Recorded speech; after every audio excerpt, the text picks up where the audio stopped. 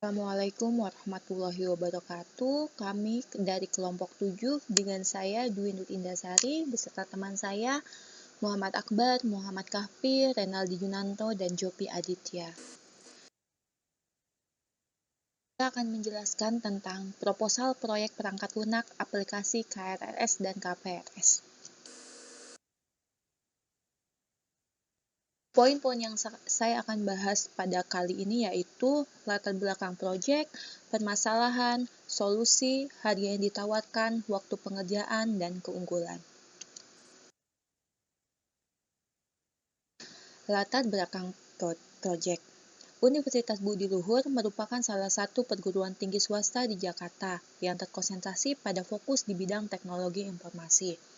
Walaupun Universitas Budi Luhur terkonsentrasi pada teknologi informasi, namun lebih fokus pada bidang keilmuan dan pendidikan yang memiliki jurusan pendidikan dan jurusan non-pendidikan. Mengingat banyak jumlah dan universalnya jumlah mahasiswa yang menuntut ilmu di Universitas Budi Luhur dan sistem pengambilan mata kuliah dan kelompok atau yang disebut KRS dan KPRS dalam perkuliahan, maka diperlukan akses yang lebih mudah untuk menunjang kenyamanan mahasiswa, serta memberikan efektivitas dan efisiensi proses yang ada pada administrasi Universitas Budi Luhur dalam mengambil mata kuliah dan kelompok mata kuliah. Universitas Budi Luhur sebenarnya sudah memiliki untuk mengakses informasi berupa website dan mobile aplikasi. Akan tetapi, dikarenakan banyaknya jumlah mahasiswa yang mengambil KRS dan KPRS dan sering delay di dalam menggunakan website Universitas Budi Luhur dan serta jarangnya mahasiswa yang online, maka penting untuk membuat website khusus untuk KRS dan KPRS Universitas Budi Luhur. Pengelolaan KRS dan KPRS di kampus untuk saat ini belum didukung dengan informasi-informasi yang memadai, seperti jadwal KRS dan KPRS yang terpisah dari web student Budi Luhur, yang hanya ada di website BAK, serta mata kuliah yang sering batal tayang tanpa adanya informasi di web student. Hal ini seringkali menghambat mahasiswa untuk melakukan pengisian KRS dan KPRS. Solusi. Untuk menghadapi dari permasalahan di atas, solusi yang kami tawarkan adalah dengan membangun proyek sebuah website KRS dan KPRS, di mana website tersebut akan membantu mahasiswa untuk pengambilan KRS dan KPRS, dan untuk memperlancar proses pengambilan KRS dan KPRS agar tidak terjadi delay dan mahasiswa dapat mengetahui jadwal KRS dan KPRS, serta mahasiswa dapat mengetahui mata kuliah mana saja yang batal tayang beserta dosennya dalam satu website saja.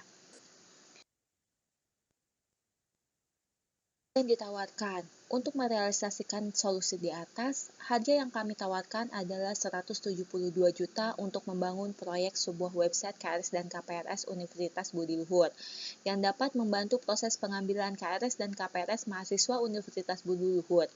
Harga yang ditawarkan sesuai dengan apa yang akan didapatkan.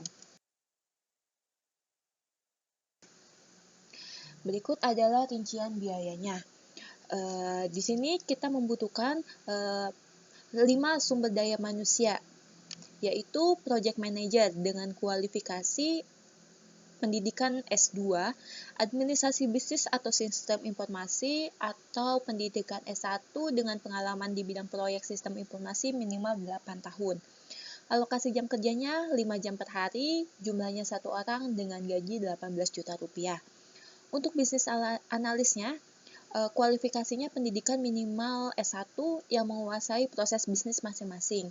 Alokasi jam kerjanya 3 jam per hari, jumlahnya 1 orang dengan gaji 12 juta rupiah.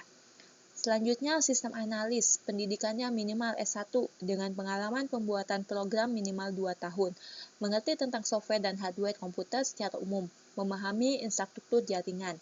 Alokasi jam kerjanya 5 jam per hari, jumlahnya 1 orang dengan gaji 12 juta rupiah. Yang keempat, programmer. Kualifikasinya S1 dengan pengalaman pembuatan program minimal 1 tahun. Alokasi jam kerjanya 8 jam per hari, jumlahnya 2 orang dengan gaji 40 juta rupiah. Yang terakhir, Project Management Officer. Kualifikasinya minimal pendidikan D3 atau sederajat, memahami seluk-beluk administrasi bisnis dan administrasi proyek. Alokasi jam kerjanya 8 jam per hari, jumlahnya 1 orang dengan gaji 14 juta rupiah.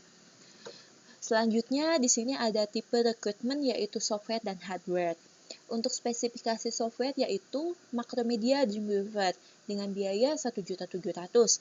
Lalu 8 Macromedia Flash 8 MySQL dengan biaya 1.700.000 dan terakhir server domain and hosting dengan biaya 200.000 per bulan. Lalu untuk tipe rekrutmen hardware kita memerlukan server dengan biaya 12 juta rupiah, satu paket komputer dengan biaya 4.800.000, untuk modem eksternal dengan biaya 500.000 rupiah dan satu printer dengan biaya 2 juta rupiah.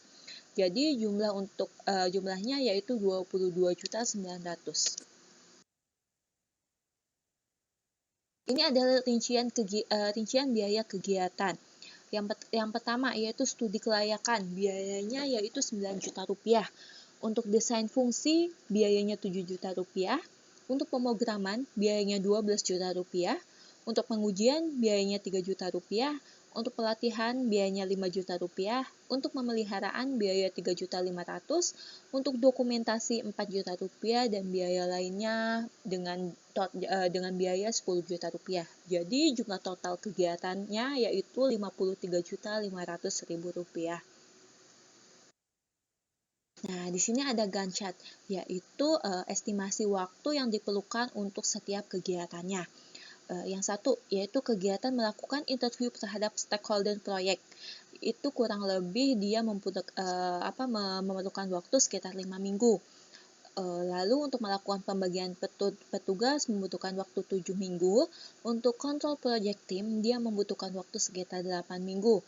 Bertanggung jawab atas berjalan proyek dan mengatur finansial, dia membutuhkan waktu sekitar 8 minggu ya. Lalu selanjutnya, menganalisa kebutuhan, melakukan analisa terhadap rancangan website dan dokumentasi kebutuhan. Dia membutuhkan waktu sekitar 12 minggu. Lalu untuk membuat website di sini memerlukan waktu sekitar 15 minggu ya. Lalu untuk dokumentasi pengerjaan proyek dia memerlukan waktu sekitar 7 minggu. Untuk melakukan pengujian fitur-fitur website dia memerlukan waktu sekitar 6 minggu. Untuk melakukan pemeliharaan website dia memerlukan waktu sekitar 7 minggu.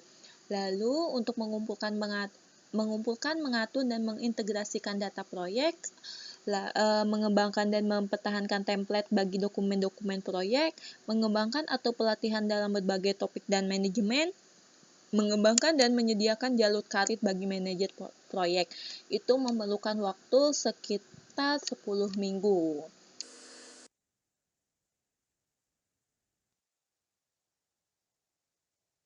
Keunggulan. Nah, di sini keunggulan. Saya akan menjelaskan tentang keunggulannya, yaitu yang pertama, menghemat biaya operasional organisasi. Hal ini dibuktikan dengan rincian biaya yang telah ditampilkan. Ya, biayanya saja sudah saya tampilkan ya. Untuk yang kedua, desain aplikasi yang mudah untuk digunakan. Untuk spesifikasi aplikasi dapat dilihat di proposal yang telah dibuat. Nanti akan terlampir untuk desain aplikasinya. Yang ketiga yaitu waktu pengerjaan yang relatif singkat. Dapat dilihat dari Gantt chart yang telah dibuat untuk membuat estimasi proses pembuatan aplikasi KRS dan KPRS yang telah tadi saya sebutkan estimasinya. Di sini ada proses yang akan terjadi, yaitu pengajuan proposal. Yang kedua dia proses pembuatan aplikasinya. Setelah proses pembuatan aplikasinya, lalu dia akan aplikasi diserahkan ke pihak budi luhur.